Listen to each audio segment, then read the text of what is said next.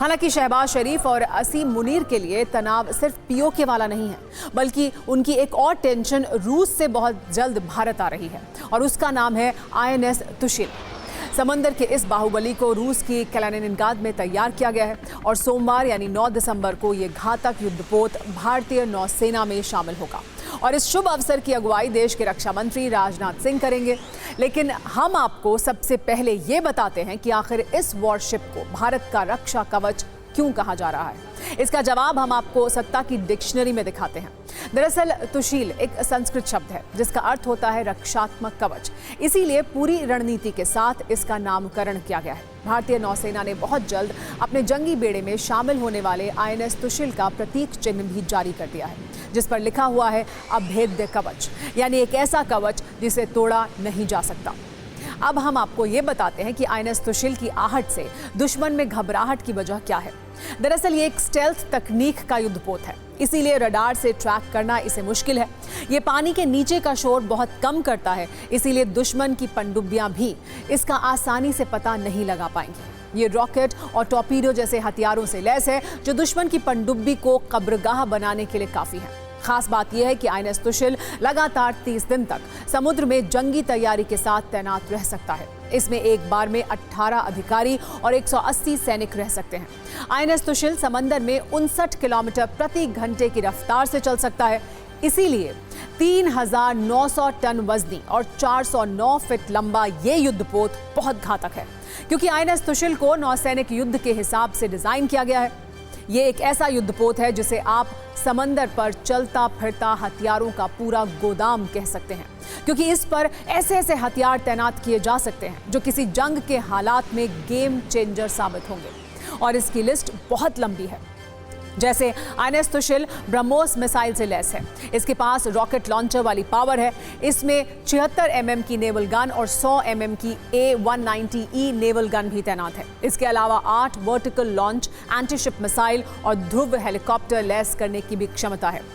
533 mm के 2 torpedo tubes हैं जो दुश्मन की पनडुब्बी को पानी में तहस नहस कर देंगे। इससे जमीन पर मार करने वाली मिसाइल और जमीन से हवा में मार करने वाली मिसाइल भी तैनात है। INS तुशिल भारतीय नौसेना की वेस्टर्न फ्लीट के स्वॉर्ड आर्म में शामिल होगा, जो वेस्टर्न कमांड के तहत आता है।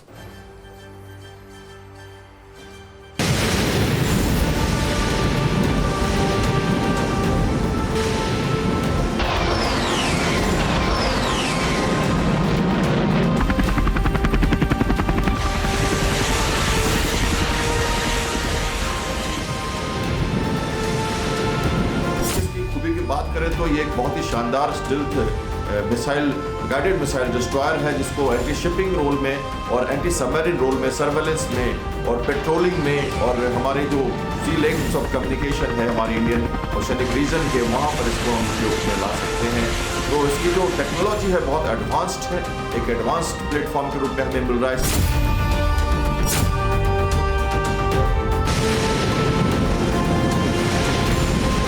हेलीकॉप्टर भी ऑपरेट कर सकते हैं इससे, इसमें गन्स भी लगे हुए हैं, टॉर्पीडोज भी लगे हुए हैं इसमें कई तरह के वेपन्स एक साथ इंटीग्रेट किए गए हैं। और एडवांस जो है हमारी रडार सिस्टम, जो हमारी ESM सिस्टम्स है, जो वार्निंग देगी इनको और दूर से ही एयरक्राफ्ट को हम कंट्रोल भी कर सकेंगे इसके थ्रू। तो एक स्टैंड अलोन फ्रिगेट जो है अपने आप में बेहतरीन काम करके दिखाएगा। इसके साथ ही भारतीय नौसेना को एक बड़ी टिथ, एक बड़ा पावर मिलेगा नए डिस्ट्रॉयर का, जो एक पावर प्रोजेक्शन के रूप में भी और regional stability, defence cooperation, indigenous आत्मनिर्भर भारत का भी एक नमूना इसके रूप में हम देखते हैं। वैसे तो निकट भविष्य में देश में ना कोई बड़ा चुनाव है और ना ही किसी राज्य के चुनाव नतीजे आने वाले हैं। बावजूद इसके वीकेंड पर भी देश में राजनीतिक हलचल काफी ज्यादा है, इसलिए सत्ता में अब हम शुद्ध राजनीतिक खबरों की बात करते हैं। सबसे ज्यादा जिस बात की चर्चा हो रही है वो ये है कि इंडिया गठबंधन की अगुवाई कौन करेगा। सबसे बड़े विपक्षी दल के नेता और लोकसभा में नेता प्रतिपक्ष राहुल गांधी या फिर पश्चिम बंगाल की मुख्यमंत्री ममता बनर्जी। इसकी चर्चा ममता बनर्जी के एक बड़े राजनीतिक बयान के बाद आई है। इसके अलावा ममता बनर्जी ने पश्चिम बंगाल में अपने राजनीतिक उत्तराधिकारी पर भी एक बयान दिया है। न्यूज़ मित्र जब इन दोनों खबरों को एक साथ रखेंगे तो वो समझ पाएंगे कि ममता बनर्जी शायद कुछ बड़ा प्लान कर रही हैं। देश के पूर्वी राज्य पश्चिम बंगाल के अलावा पश्चिमी राज्य महाराष्ट्र में भी हलचल है, जहां विपक्षी गठबंधन महाविकास अघाड़ी के विधायकों ने आज शपथ लेने से इनकार कर दिया। एमडीए में छोटी टूट भी हुई है, जबकि good news deputy CM Ajit Pawar के लिए है, जिन्हें बेनामी संपत्ति के मामले में मिली क्लीन चिट साफ हो गई है। इन दोनों राजनीतिक कुंजियों के अलावा राजनीतिक खबरों के मेन्यू में और भी बहुत कुछ है, लेकिन शुरुआत ममता बनर्जी के दिल्ली वाले दांव की। देश की राजनीति में नरेंद्र मोदी बनाम राहुल गांधी होगा या राहुल गांधी की जगह अब ममता बनर्जी ले लेंगी, ये चर्चा काफी तेजी से हो रही है और अलग अलग राजनीतिक दलों के इस पर बयान भी आ रहे हैं। ये चर्चा इसलिए शुरू हुई है क्योंकि पश्चिम बंगाल की मुख्यमंत्री ममता बनर्जी ने संकेत दिए हैं कि वो इंडिया गठबंधन की अगुवाई करने के लिए तैयार हैं। दरअसल लोकसभा चुनाव में बीजेपी को बहुमत से रोकने वाली इंडिया गठबंधन में हरियाणा और महाराष्ट्र चुनाव हार गई, जिसके बाद एक टीवी चैनल से बात करते हुए ममता बनर्जी ने कहा, मैंने इंडिया गठबंधन का गठन किया था, अब मोर्चे का नेतृत्व करने वालों पर इसका प्रबंधन करने की जिम्मेदारी है। अगर वो इसे नहीं चला सकते तो मैं क्या कर सकती हूँ? मैं सिर्फ इतना कहूंगी कि सभी को साथ लेकर चलना होगा। इस पर जब उनसे ये पूछा गया कि वो इंडिया ब्लॉक की कमान क्यों नहीं संभाल रही हैं, इस पर ममता बनर्जी ने कहा कि अगर मौका मिला तो मैं इसके सुचारू संचालन को सुनिश्चित करूंगी। मैं बंगाल से बाहर नहीं जाना चाहती, लेकिन मैं इसे यहीं से चला सकती हूं। यानी ममता बनर्जी ने ये साफ संकेत दे दिए हैं कि वो नरेंद्र मोदी की अगुवाई वाले एनडीए के मुकाबले के लिए बने इंडिया गठबंधन की अगुवाई के लिए तैयार हैं। दरअसल ममता बनर्जी की पार्टी के सांसद कल्याण बनर्जी ने कहा था कि कांग्रेस और इंडिया ब्लॉक को अपने अहंकार को अलग रखना चाहिए और ममता बनर्जी को विपक्षी गठबंधन के नेता के रूप में मान्यता देनी चाहिए। इसके बाद से ही ये चर्चा हो रही थी कि क्या ममता बनर्जी इंडिया गठबंधन की अगुवाई करेंगी। अब उन्होंने इस पर तस्वीर साफ कर दी है, लेकिन मामला इससे आगे का है। सवाल यह है कि क्या कांग्रेस और दूसरे दल इसके लिए तैयार होंगे। फिलहाल जो तस्वीर सामने है, इसमें समाजवादी पार्टी ने कहा है कि उन्हें कोई आपत्ति नहीं है, वो ऐसे किसी प्रस्ताव का समर्थन करेंगे। शिवसेना यूबीटी का कहना है कि इस पर सीनियर लीडरशिप फैसला लेगी। नेशनल कॉन्फ्रेंस के फारूक अब्दुल्ला ने ऐसे किसी प्रस्ताव की जानकारी होने से इनकार कर दिया है। सीपीआई का कहना है कि ममता बनर्जी महत्वपूर्ण है, लेकिन वो बंगाल तक सीमित है, जबकि शरद पवार ने कहा है कि ममता बनर्जी योग्य हैं और उन्हें ऐसा कहने का पूरा हक है। लेकिन बड़ा सवाल यह है कि क्या कांग्रेस इसके लिए तैयार होगी। हालांकि बीजेपी इस सब के बीच काफी आनंद में है। वो ये कह रही है कि विपक्षी गठबंधन के अंदर सत्ता का संघर्ष हो रहा है।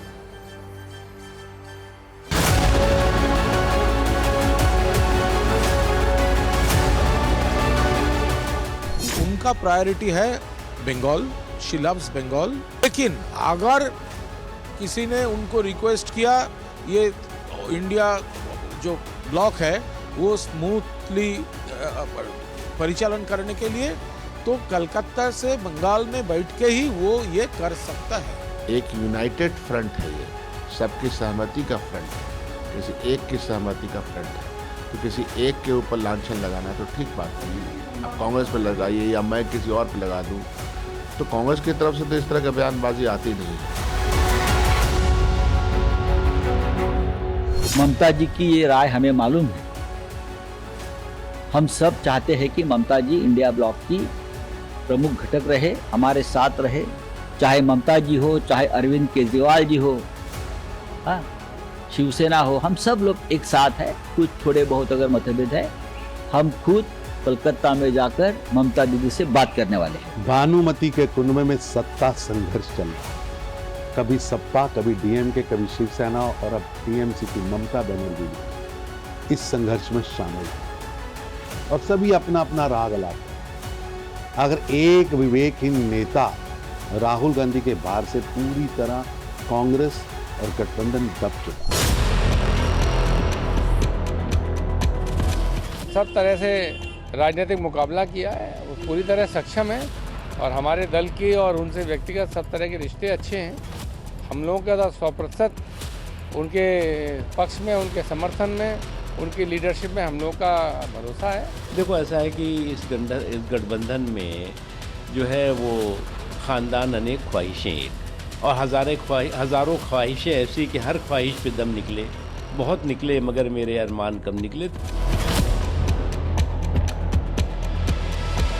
उनकी एक मंशा है इंडिया ब्लॉक के एक सदस्य के रूप में हैं ममता जी, और जो भी बातें होंगी स्वाभाविक है कि सब साथ में बैठ के उस पर फैसला लेंगे। ममता बनर्जी ने सर कहा है कि इंडिया अलायंस के हेड वो कर सकती है। ममता बनर्जी को कहना है सर।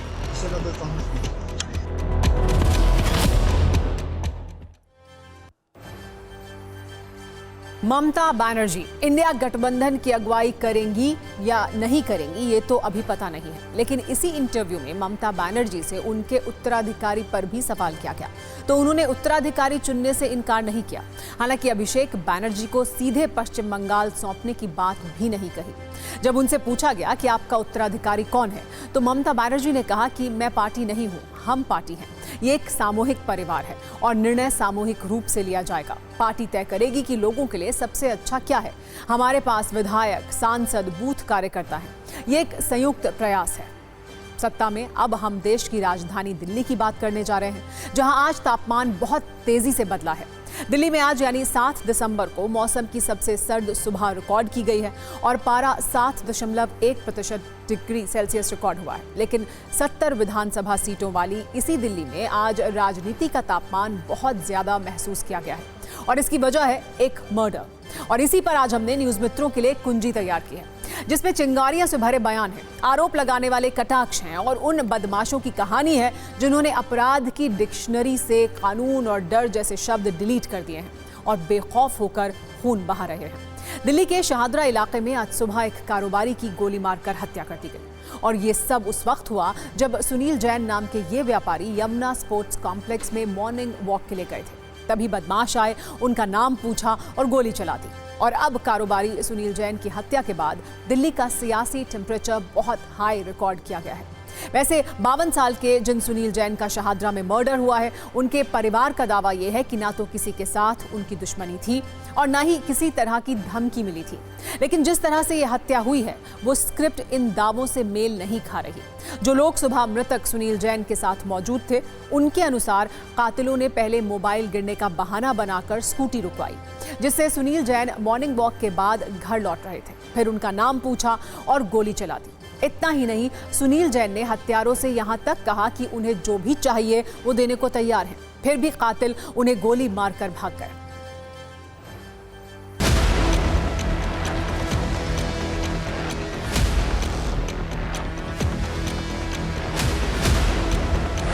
देश की राजधानी दिल्ली में बदमाश इस कदर बेखौफ हैं कि एक बार फिर कानून को अपने जुर्म के पहिए तले रौंदते हुए उन्होंने सुबह सुबह एक शख्स की गोली मारकर हत्या कर दी। सुनील जैन जो पेशे से बर्तन के कारोबारी थे, जब वो सुबह लगभग 8:30 बजे अपने घर की तरफ जा रहे थे, सुबह सुबह मॉर्निंग वॉक पर गए हुए थे कि जैसे ही वो फर्स्ट बाजार इलाके के इस जगह पर पहुंचते हैं, अपनी स्कूटी से थे सुनील जैन, तभी पीछे से बाइक सवार 2 बदमाश आते हैं और सुनील जैन के ऊपर तकरीबन 8 से 9 गोलियां चलाते हैं।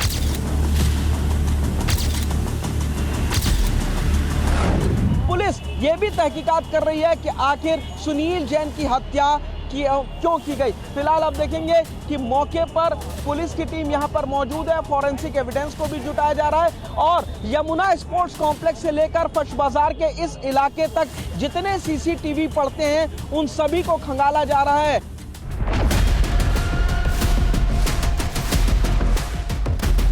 तक परिवार मना कर रहा है कि इस तरीके की कोई धमकी नहीं, कोई कंप्लेंट नहीं दी हुई है। परिवार इस चीज़ के लिए बिल्कुल मना कर रहा है। अभी हमारे पास इस तरीके की कोई इन्फॉर्मेशन नहीं। वॉक करने गए हैं, वहाँ पे हमने ब्रेकफास्ट करा लौट के विश्वास नगर में। वहाँ से जब हम चले हैं तो सब भाई लोग अपने अपने घर निकल लिए थे। वो एक भैया है हमारे सुमित जी, उनके साथ वो बैठे हुए थे। पीछे से 2 बंदे आए, उन्होंने कहा कि आपका मोबाइल गिर गया। उन्होंने चेक करा, बस इतनी देर में तो उन्होंने गोली निकाल के और गोली मारना चालू कर दिया। में रोजाना इस तरीके से मर्डर हो रहा है। अब आप लोग पार्क जाएंगे, डरेंगे, क्या करेंगे? मेरी बात सुनो ना, हमारी तो पहले तो हमारी हिम्मत ना, अगर हमारी हिम्मत करे तो हमारे घर वाले नहीं जाने देंगे। कैसे जाएं पार्क? और हमें पता है कि आज हम चाय पी रहे हैं और पता लग रहा है 10 मिनट खबर आ जाए बंदे गोली पड़ गई। वो भाई साहब जिसके साथ बीतती है ना वो जानता है। हालांकि अब तक पुलिस के हाथ इस केस में बहुत ज्यादा कामयाबी नहीं लगी है, लेकिन नेताओं के हाथ बैठे बिठाए एक बड़ा मुद्दा जरूर लग गया है और इसे वो अपने हाथ से जाने नहीं देना चाहते। इसीलिए अब हत्या पर सत्ता का क्लेश भी शुरू हो चुका है। पूर्व मुख्यमंत्री अरविंद केजरीवाल ने लॉ एंड ऑर्डर पर सवाल उठाते हुए कहा है कि दिल्ली में जंगल राज है और लोगों में दहशत है। इन आरोपों का बीजेपी ने कैसे जवाब दिया, न्यूज रील में आइए वो भी दिखाते हैं।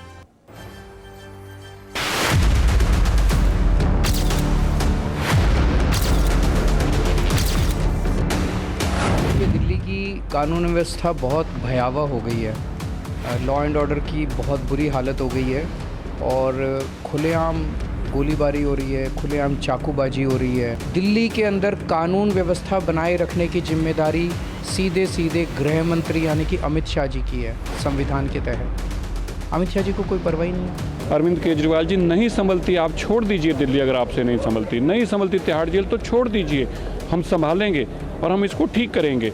मत बर्बाद करिए दिल्ली को। देखिए इस हालात बना दिया, जहाँ जहाँ आम आदमी पार्टी की सरकार है वहाँ वहाँ दंगई पहुँच गए हैं, क्रिमिनल पहुँच गए हैं, गैंगस्टर पहुँच गए।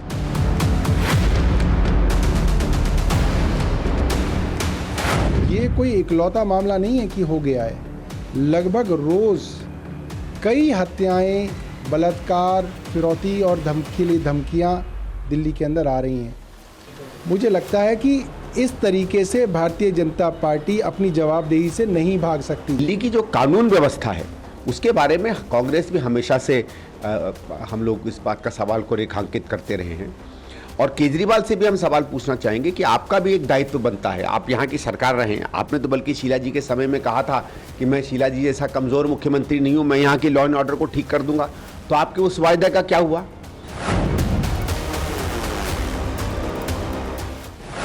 पिछले आप कई महीनों से देख रहे होंगे लगातार अपराध की वारदातें बढ़ती जा रही हैं। जगह जगह गोलियां चल रही हैं, जगह जगह फिरौतियां मांगी जा रही हैं, धमकाया जा रहा है लोगों को और एलजी साहब और भाजपा के कानों में जून तक नहीं लग रही है।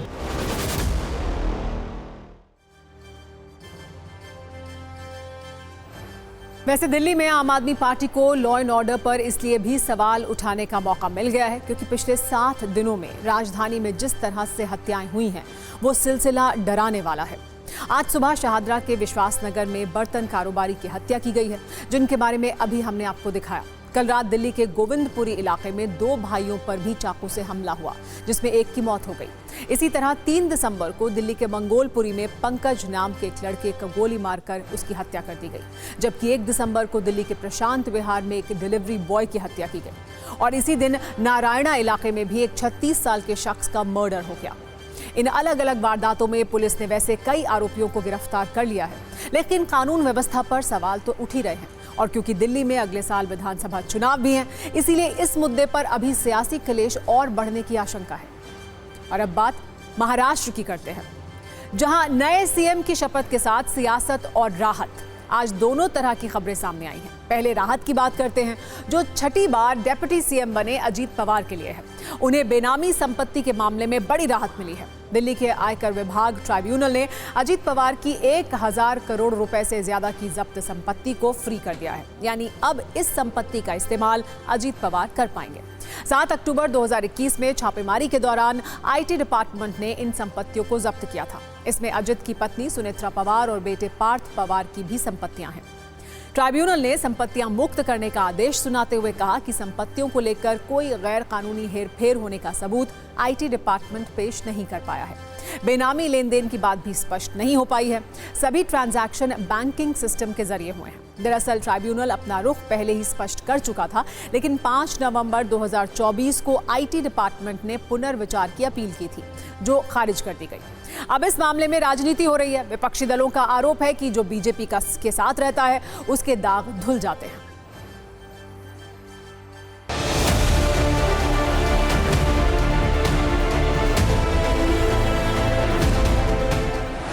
अजीत पवार जी की प्रॉपर्टी भी जब्त की, मनी लॉन्ड्रिंग दिखाया, 1000 करोड़। उनका चेहरा उस वक्त देखने लायक था, लेकिन बीजेपी में चले गए, मनी लॉन्ड्रिंग का धब्बा निकाल दिया, वॉशिंग मशीन में डाल दिया, 300 करोड़ की प्रॉपर्टी फ्री कर दी। वो तो करना ही था, उसमें कोई बड़ी बात नहीं थी, ये कोई नया अचंभे वाली बात नहीं है। स्पष्ट रूप से क्लियर है कि जो उनके साथ रहेगा वो क्लीन चिट तो पाएगा।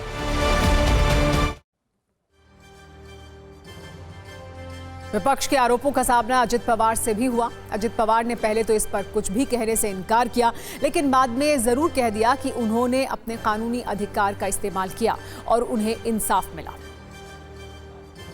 अपोजिशन के लीडर हैं, वो उसके ऊपर सवाल उठा रहे हैं, वो रिलीज कर दी गई है इनकम टैक्स की तरफ से। क्या आपके उसके बारे में नो कमेंट्स। मराठी में नो कमेंट्स, मेरा अधिकार है ना। दादा ये बात है कि भाजपा की वॉशिंग मशीन कही जाती है। संजय राउत बोल रहे हैं कि मैं भाजपा के साथ कब गया हूँ बोलना। 1.5 साल हो गया, तो 1.5 साल क्या हुआ? कुछ भी अगर उन्होंने जो भी एलिगेशन किया वो सच्ची, उसमें सच मानना पड़ेगा, ऐसा नहीं है। हर एक को अपील करने का अधिकार है और उन्होंने डिसीजन दिया है। और सत्ता में अब हम न्यूज मित्रों के लिए उनके लीवर की सेहत से जुड़ा चिंताजनक अलार्म बजाने जा रहे हैं, जिसे सुनना बहुत जरूरी है। दरअसल खराब नींद और लिवर की बीमारी के कनेक्शन पर एक नई रिसर्च सामने आई है, जिसमें आपके लिए कुछ संकेत हो सकते हैं। इसीलिए इस खबर की शुरुआत हम कुछ सवालों के साथ करते हैं। क्या आपकी नींद भी रात के वक्त बार बार टूटती है? क्या नींद टूटने के बाद आप देर तक जागते रहते हैं?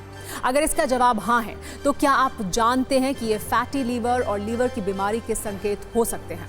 दरअसल स्विट्जरलैंड की यूनिवर्सिटी ऑफ बासेल के वैज्ञानिकों ने एक रिसर्च की है और फ्रंटियर्स इन नेटवर्क फिजियोलॉजी जर्नल में प्रकाशित इस रिसर्च में ये समझाया गया है कि कैसे खराब नींद का मतलब लीवर की बीमारी हो सकता है। इस स्टडी के अनुसार लीवर की बीमारी MASLD के मरीज रात में 55% ज्यादा बार जागते हैं। MASLD का मतलब है metabolic dysfunction associated steatotic liver disease. इस रिसर्च में जिन लोगों को शामिल किया गया था, उनमें 45% लोगों में लीवर की कई बीमारियां खराब नींद की आदतों से जुड़ी हुई मिली। इस स्टडी में लिवर की बीमारी के रोगियों की नींद में काफ़ी कमी पाई गई और ये भी बताया गया कि MASLD के मरीज दिन में अधिक बार और अधिक समय तक सोते हैं और इससे पीड़ित मरीजों की नींद सामान्य लोगों की तुलना में काफ़ी अलग होती है। रिसर्च के अनुसार खराब नींद और लिवर की गंभीर बीमारी metabolic dysfunction associated steatotic liver disease के बीच सीधा संबंध है, जिसे non alcoholic fatty liver disease भी कहा जाता है। यह लिवर की सबसे आम बीमारी है, जो दुनिया भर में 30% वयस्कों में और 7% से 14% बच्चों को भी प्रभावित करती है।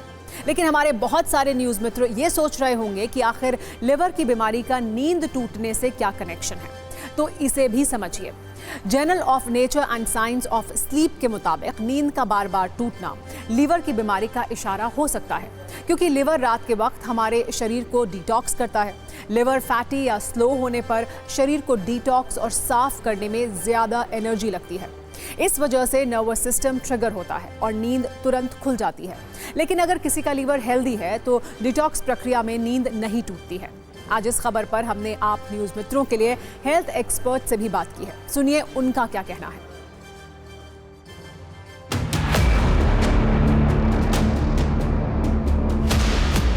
फैटी लीवर अपने आप में एक जो समस्या है, जो अब आजकल हम बढ़ती हुई देख रहे हैं, almost near about 50 to 55% of adults में ये प्रॉब्लम देखने में मिलती है और बच्चों में भी हालांकि काफ़ी ज़्यादा ये प्रॉब्लम बढ़ रही है। फॉर अराउंड स्टडी के अनुसार 14 to 15% बच्चों में ये प्रॉब्लम देखने में मिल रही है। तो मोस्टली जो लिवर के पेशेंट होते हैं, जो इनिशियली इनफैक्ट जो इनिशियल स्टेज में भी हमने देखा है कि इनमें स्लीप साइकिल डिस्टर्ब हो जाता है।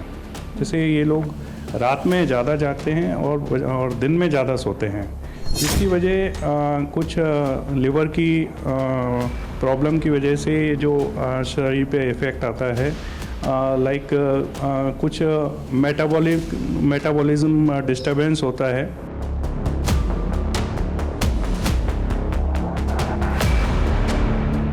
इनफैक्ट जो एडवांस सिरोसिस वाले